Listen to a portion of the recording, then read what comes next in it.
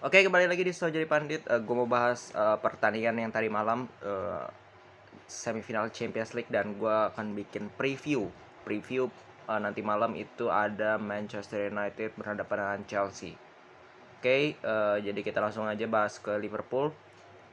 Seperti yang gue bilang di preview bahwa Liverpool ini uh, punya peluang yang lebih besar daripada Villarreal. Gue mengunggulkan Liverpool 55 banding 45 Villarreal, dan terutama mereka main di kandang, dan mereka sekarang ini memang sedang dalam posisi yang on fire.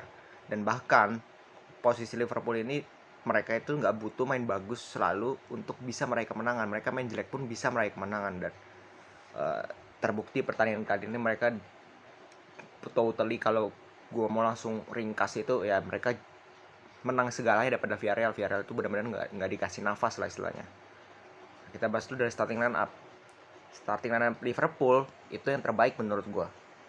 Ada Van Dijk, Konate, Robertson, TA seperti biasa, Alisson.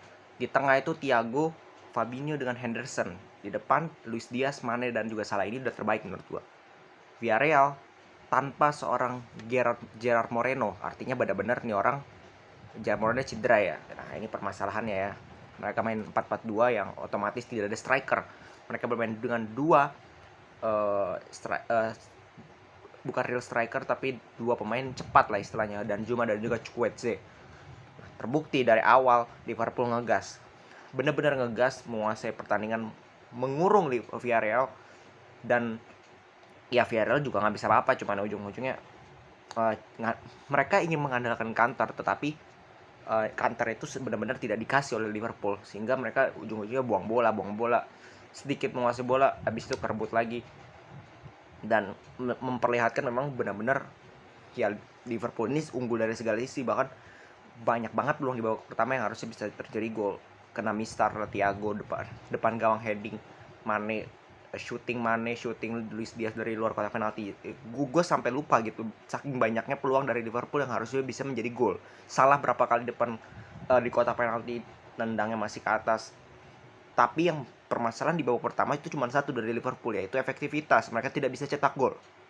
Nah, itu diperbaiki di babak kedua.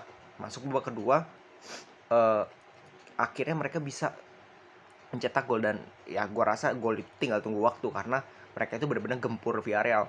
Dan terbukti di menit 1-0, di menit 53 itu 1-0.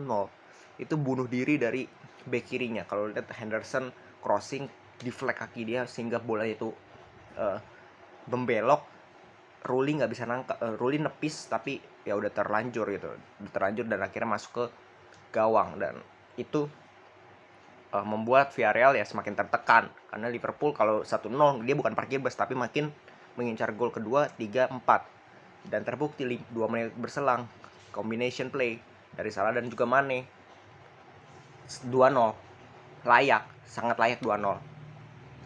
Nah, abis itu agak mengendorkan lah istilahnya Liverpool, karena mereka sudah unggul, tapi mereka juga tidak membiarkan Villarreal untuk mengembangkan permainan, dalam arti ngegasnya mungkin mendelay passing, main ball possession aja gitu, menguasai di daerah sendiri, passing, sehingga apa ya, Villarreal juga tidak mendapatkan peluang sama sekali. Bahkan kalau kita lihat dari statistik, 73% penguasaan bola dari Liverpool, 19 shot berbanding 1 dari Villarreal.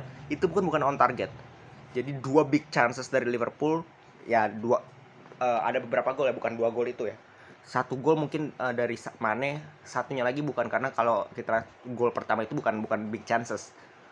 Terus shotnya itu dari 19, 8 off target, 5 on target dari Liverpool, dan Villarreal satu shot off target seperti yang gue bilang, dan kena mistar lah Thiago. Jadi banyak banget gitu peluang dari Liverpool yang harusnya bisa mereka cetak gol gitu. Mereka harus kill the game di leg pertama istilahnya. Nah, peluang Villarreal di leg kedua, jujur kalau kita melihat pada saat melawan Bayern Munchen, mereka memang lebih bagus bermainnya ketika mereka bermain di kandang.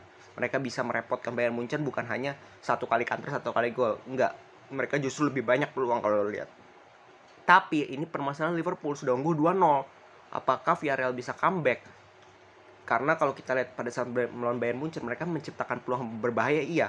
Tetapi harus ada the next step, yaitu adalah finishing, yaitu adalah mencetak gol.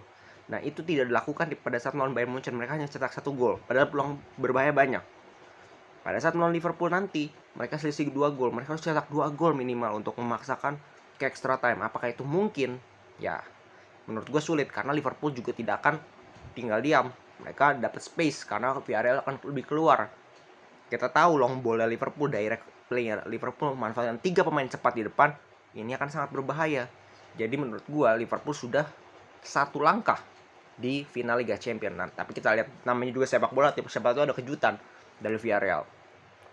Nah, kita masuk ke preview Manchester United Chelsea di Liga. Nah, ini juga salah satu pertandingan yang kembali lagi di atas kertas pertandingan besar, tapi secara keadaan sekarang ini praktis Chelsea ini hanya melawan tim papan tengah. Kita harus akui, dan fans MU juga harus akui bahwa Chelsea ini berada 1 level, bahkan 1,5 level di atas Manchester United, baik di klasemen, baik di permainan, dan segala-galanya.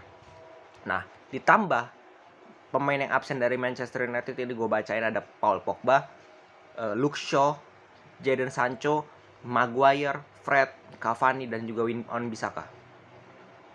Ada 7 pemain. Sedangkan Chelsea ada Reece James, Kovacic, Hudson-Odoi, Barkley nggak terlalu ini penting, sama Chilwell. Jadi dari pemain yang cedera saja, MU ini sudah sangat dirugikan.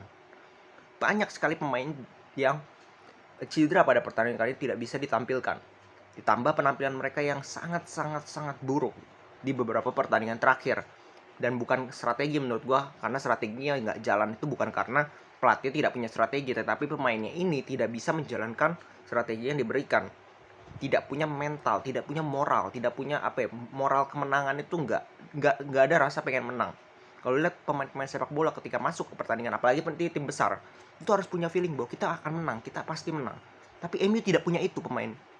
Nah, kalau kita lihat prediksi starting line up, ya paling TS sama seperti kemarin melawan Arsenal, Varane, Lindelof, Dalot, McTominay, Matic, di belakang Ronaldo ada Rashford, Elanga dengan Bruno, dan ada Ronaldo di depan. Sedangkan Chelsea tentu saja dengan 3 pemain depan yang punya fleksibilitas, Mason Mount, Havertz, dan Werner.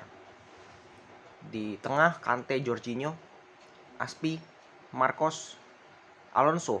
Terus ada di belakang Chalobah, Silva, dan juga Rudiger. Mungkin Christensen bisa main. Antara Christensen kalau nggak Chalobah. Jadi Chelsea turun dengan full tim, MU sebenarnya turun dengan squad yang hampir sama pada saat melawan Arsenal dibantai 3-1. Nah, ini gue pikir MU ini menurut gue sudah tidak, pemain-pemain itu sudah tidak memikirkan tentang 4 besar. Nah, ini yang berbahaya menghadapi Chelsea yang masih haus untuk tetap mempertahankan posisi mereka di 3 besar. Nah, kalau MU tidak bermain dengan fighting spirit yang besar pada saat melawan Chelsea, mereka bisa dibantai, percaya sama gue. Tapi kalau mereka bisa menunjukkan fighting spirit, minimal harga diri lah, nggak usah pedulin klasemen, harga diri. Masa lu kalah terus lo lawan tim besar? Lu harus menang kali ini. Itu bisa dibuktikan, MU bisa pulang menang. Tapi kalau jujur fair-fairan, secara peluang objektif, menurut gue Chelsea jauh lebih punya peluang lebih besar. Oke? Jadi mungkin ya, gue sih tidak melihat ini besar ya, selisih golnya gue tidak melihat ini besar, but at the end bisa jadi imbang atau Chelsea unggul tipis. Karena kalau kita lihat dari track record Chelsea ini juga di beberapa pertandingan terakhir juga cukup bagus ya. Sedangkan MU hanya menang 1 kali, itu pun lawan Norwich, klub degradasi. Oke? Jadi kita lihat, jadi untuk fans MU, gua rasa juga kalian tidak banyak berharap di pertandingan kali ini. Begitu juga dengan kami, para pengamat, fans netral pun kita berharap kan istilahnya MU itu harus melawan, jangan menampilkan pertandingan yang buruk gitu. Karena kalau itu sampai terjadi, moral pemain ini bakal anjlok banget. Nah, ini menjadi PR bagi Rangnick bahwa dia harus bisa setidaknya, ya udah kita nggak usah main bagus dulu, yang penting kita fighting spiritnya itu harus kuat. Fighting spiritnya harus kita tunjukkan pertandingan kali ini. Kita kalah segalanya dari Chelsea 1 level, tapi kita harus buktikan dengan fighting spirit kita bisa menyamai level Chelsea, bahkan kita bisa menang. Itu yang gue tunggu. Apakah MU bisa kebangkit? Apakah MU bisa bounce back? Atau malah Chelsea menjadikan MU bulan-bulanan? Oke, segitu dulu review Champions League dan juga preview Manchester United dan juga Chelsea dari gua. Salam sepak bola.